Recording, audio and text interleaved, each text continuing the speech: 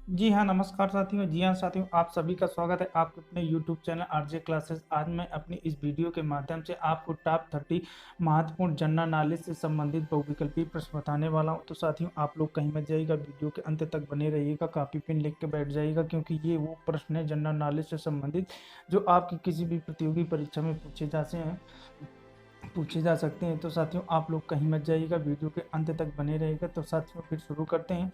आपकी top top 30 महत्वपूर्ण प्रश्न है, तो आप लोग एकदम कॉपी पेन लेके तैयार हो जाइएगा, एक एक प्रश्न नोट कर लीजिएगा, क्योंकि ये बहुत महत्वपूर्ण बहुविकल्पीय प्रश्न है। बहुत मेहनत से मैंने बनाया है। तो साथियों, फिर शुरू करते हैं। पहला प्रश्न है, अंतरिक्ष में कुल कितने तारामंडल हैं? अंतरिक्ष में कुल कितने तारामंडल हैं?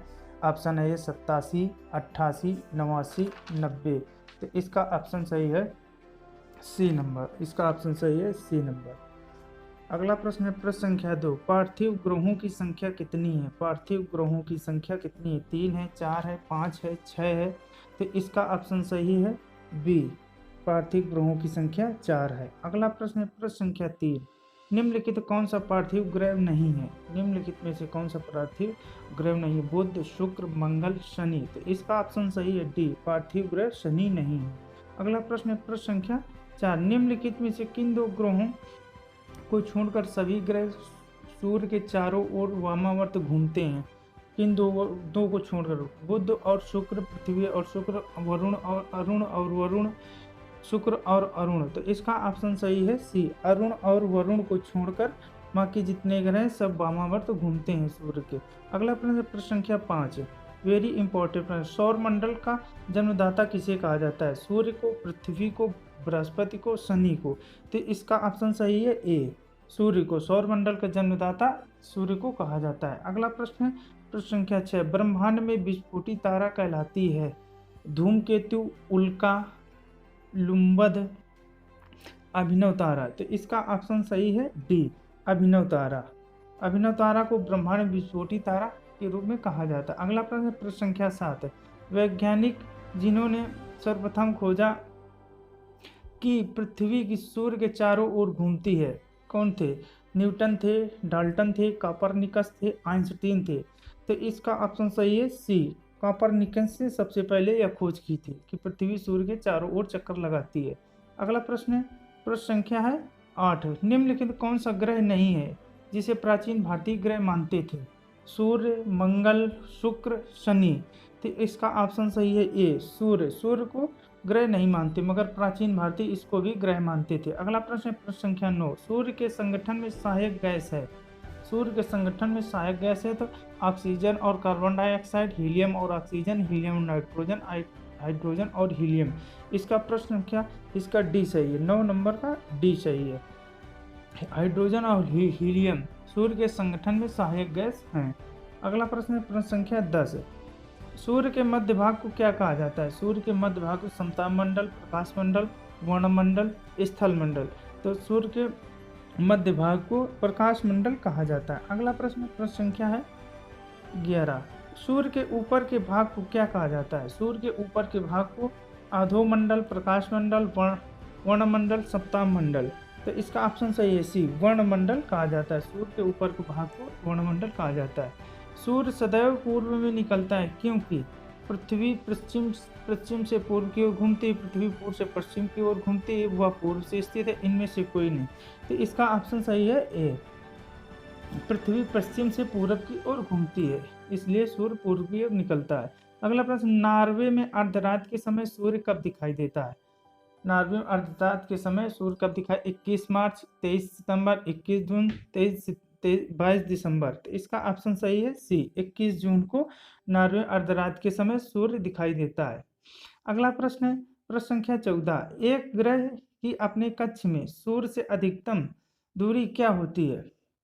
दूरी दूरी क्या कहा जाता है? अपसौर, उपसौर, अपोजी, पेरिजी। तो इसका ऑप्शन सही है बी, अपसौर। अगला प्रश्न है, प्रश्न संख्या 15, वेरी इंपॉर्टेंट प्रश्न, एक ग्रह की अपने कक्ष में सूर्य से न्यूनतम दूरी को क्या कहा जाता है? उपसौर, अपसौर, अपोजी, पेरजी। तो इसका सही है ए, उपसौर। अगला प्रश्न है, प्रश्न संख्या 16, निम्नलिखित में से किनके बीच की औसत दूरी को खगोलीय एकक कहा जाता है? चंद्रमी, पृथ्वी और सूर्य, पृथ्वी तथा चंद्रमा, बृहस्पति तथा सूर्य, प्लूटो और सूर्य। तो इसका ऑप्शन सही है ए, पृथ्वी तथा सूर्य के बीच की औसत दूरी खगोलीय एकक कहा जाता है। अगला प्रश्न है, प्रश्न संख्या है, सूर्य में काला धब्बा क्या है? सूर्य में काला धब्बा क्या? सूर्य में एक बड़ा काला छेद है। दिन के दौरान धब्बे ऊर्जा के स्रोत होते हैं। धब्बे वे स्थान हैं जो प्रकाश उत्सर्जित करने में असमर्थ हैं, इनमें से कोई नहीं। इसका ऑप्शन सही है सी, धब्बे वे स्थान है जो प्रकाश उत्सर्जित करने में असमर्थ हैं। अगला प्रश्न है, प्रश्न संख्या 18, सौर पृष्ठ का लगभग कितना तापमान होता है? 800 degree Celsius, 600 degree Celsius, 6000 degree Celsius, 1000 degree Celsius. तो इसका ऑप्शन सही है सी, 6000 डिग्री सेल्सियस तापमान होता है। अगला प्रश्न है, सूर्य प्रकाश धरती पर पहुंचने में कितने मिनट लेता है? सूर्य प्रकाश धरती में पहुंचने के लिए कितने? 8 मिनट, 7 मिनट, 9 मिनट, 10 मिनट। इसका ऑप्शन सही है ए, 8 मिनट 30 सेकंड सूर्य के प्रकाश को पृथ्वी तक पहुंचने में समय लगता है। वेरी मोस्ट इंपॉर्टेंट प्रश्न है, इसको आप लोग नोट कर लीजिएगा। अगला प्रश्न है, सूर्य के सबसे पास कौन सा ग्रह है? सूर्य के सबसे पास, ये भी वेरी इंपॉर्टेंट प्रश्न है। बुध, बृहस्पति, शुक्र, मंगल।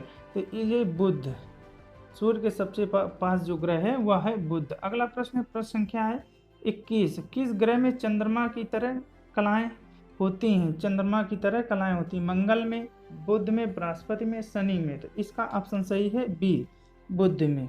अगला प्रश्न है, प्रश्न संख्या 22, निम्नलिखित में से कौन सा ग्रह सूर्य का चक्कर सबसे कम समय में लगाता है? वेरी इंपॉर्टेंट प्रश्न है, इसको आप लोग नोट कर लीजिएगा। बुध, शुक्र, पृथ्वी, मंगल। तो इसका ऑप्शन सही है ए, बुध। अगला प्रश्न है, सबसे तीव्र गति से सूर्य का चक्कर लगाने वाला ग्रह। ये भी वेरी इंपॉर्टेंट प्रश्न है, ये भी कई बार परीक्षाओं में पूछा गया है प्रश्न। तो इसका ऑप्शन सही है ए, बुध। बुध है जो सबसे तीव्र गति से सूर्य का चक्कर लगाने वाला ग्रह है। अगला प्रश्न है, प्रश्न संख्या 4, निम्नलिखित में से किस ग्रह का अक्षीय झुकाव सबसे अधिक है? पृथ्वी का, बुध का, प्लूटो का, शनि का। तो इसका ऑप्शन सही है बी, बुध का।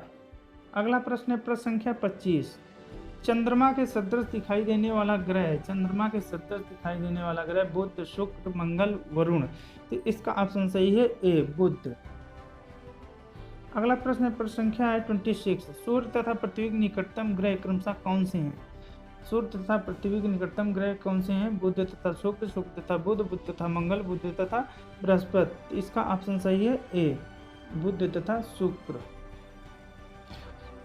अगला प्रश्न है, प्रश्न संख्या है 27, पृथ्वी के सर्वाधिक निकट कौन सा ग्रह? पृथ्वी के वेरी इंपॉर्टेंट प्रश्न, बहुत ही परीक्षाओं में पूछा गया प्रश्न है ये है। इसका ऑप्शन सही है ए, शुक्र। इसको पृथ्वी की जुड़वा बहन भी कहा जाता है। अगला प्रश्न है, प्रश्न संख्या 28,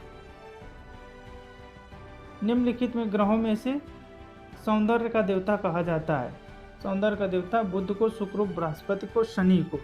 अब इसका आंसर सही है बी, शुक्र को सौंदर्य का देवता कहा जाता है। अगला प्रश्न है, प्रश्न संख्या 29, उत्तरी ध्रुव की खोज किसने की थी? रॉबर्ट पियरी ने, एमंडसन ने, तस्मान ने, जॉन केवाट ने। तो इसका ऑप्शन सही है ए, रॉबर्ट पियरी ने उत्तरी ध्रुव की खोज की थी। ये भी इंपॉर्टेंट प्रश्न है।